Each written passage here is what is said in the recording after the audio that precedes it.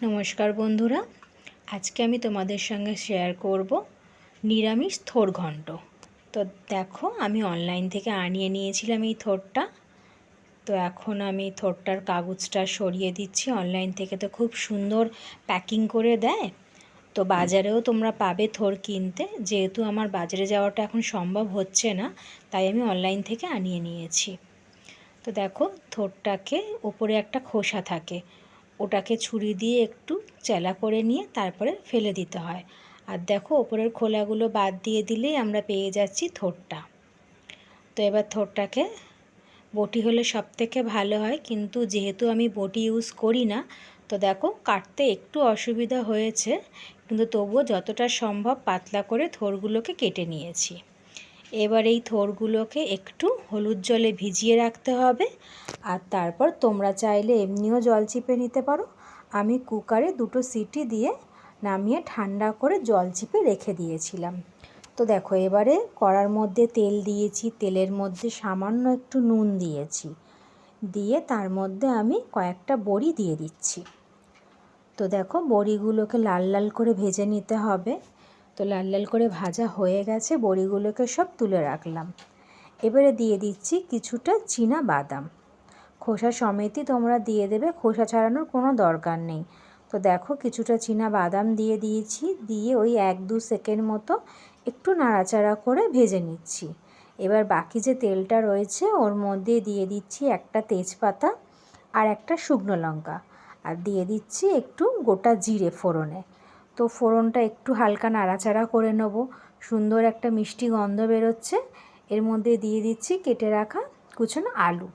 তো দেখো, আলুগুলোকে একটু ছোট করেই কেটেছি যাতে তাড়াতাড়ি গলে যায়, যেহেতু আমাদের থোড়টা সেদ্ধ করাই রয়েছে, ওটা হতে সময় নেবে না। তা দেখো, আলুগুলোকে একটু ছোট করে কেটে ভেজে নিয়েছি।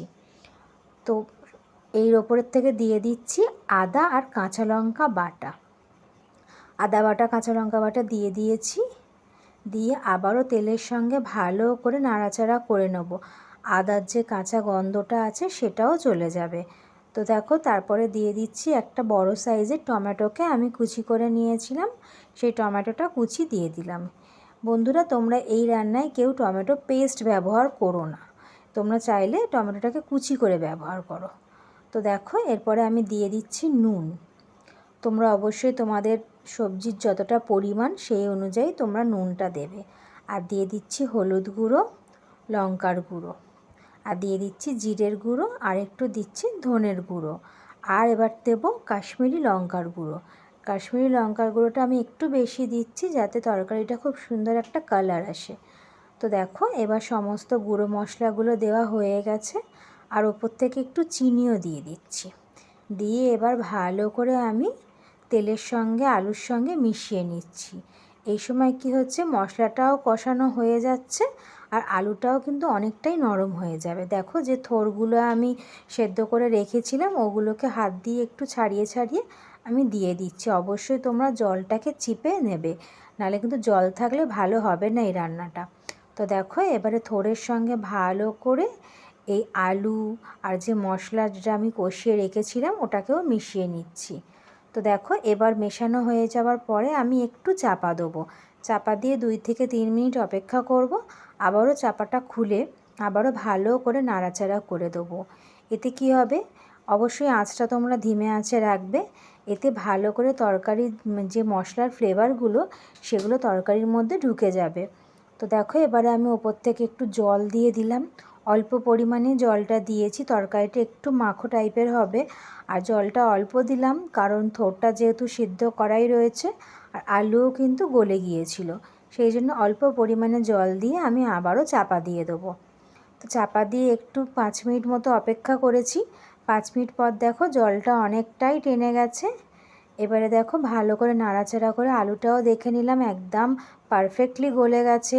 তো দেখো, এবারে ওই যে বড়িগুলো ভেজেছিলাম বড়িগুলোকে আমি একটু গুঁড়ো করে রেখেছি, মানে যতটা পেরেছি হাত দিয়ে সম্ভব হয়েছে একটু ছোট ছোট করে গুঁড়ো করে নিয়েছি। দেখো, বড়িগুলো এই পর্যায়ে দিয়ে দিচ্ছি, একটু কিন্তু এখনও জল জল রয়েছে তরকারিটায়। তো দেখো, বড়িগুলো দিয়েও আবারও খুব ভালো করে মিশিয়ে নিচ্ছি। এবার ওই বাদামগুলোকে দিয়ে দেবো, বাদামগুলো দিয়েও আবারও ভালো করে আমি মিশিয়ে নেব। তো তোমরা এইভাবে ঠিক আমি যেভাবে দেখাচ্ছি এইভাবে এই রান্নাটা করে দেখো, আর আমাকে অবশ্যই জানিও কিন্তু কেমন হয়েছে। আশা করি তোমাদের ভালো লাগবে। এই রান্নাটা সত্যিই খুব ভালো খেতে হয়েছিল। তো দেখো ওপর থেকে দিয়ে দিচ্ছি গরম মশলা গুঁড়ো, অল্প করেই গরম মশলা গুঁড়ো দেবে। আর দেখো একটু দিয়ে দিচ্ছি ঘি। এই ঘিটা দেওয়ার কারণে স্বাদটা আরও সুন্দর আসবে। তোমরা যদি কেউ ঘি না খাও তাহলে ঘিটাকে তোমরা স্কিপ করতে পারো। তো দেখো আবারও ভালো করে মিশিয়ে নিয়েছি। রান্না কিন্তু আমাদের একদম কমপ্লিট হয়ে গেছে। এবারে একটু চাপা দিয়ে স্ট্যান্ডিং টাইমে দেব। আমি ওভেন অফ করে দিয়েছি, এবার তোমাদের দেখাচ্ছি। দেখো একদম ধোঁয়া ওঠা রান্নাটা হয়ে গেছে। তো দেখো আমি হালকা করে নাড়াচাড়া করে মিশিয়ে দিচ্ছি। তো তোমরা বলো এটা কেমন হয়েছে। আর যদি তোমরা এরকমভাবে করে খেয়ে দেখতে পারো তাহলে তো আমি খুব খুশি হব। তো তোমরা অবশ্যই আমাকে জানিও রেসিপিটি কেমন হয়েছে। আর নতুন বন্ধুরা, তোমাদের কাছে আমার একটাই অনুরোধ, আমার পাশে থেকো, আমার চ্যানেলটাকে সাবস্ক্রাইব করে আমাকে এগিয়ে যেতে সাহায্য করো। আর যারা আমার পুরাতন বন্ধুরা আছো তারা তো অবশ্যই আমাকে সাপোর্ট করো, আমি জানি। তো তোমরা আমাকে লাইক করো, সাপোর্ট করো, আমার পাশে থেকো। দেখো এবার আমি পুরো যে রেসিপিটা বানালাম এতক্ষণ ধরে ওটাকে আমি সার্ভ করে দিচ্ছি। কত সুন্দর হয়েছে দেখো। তো দেখো আমি বাটিতে ভালোভাবে ওটাকে সার্ভ করে দিলাম।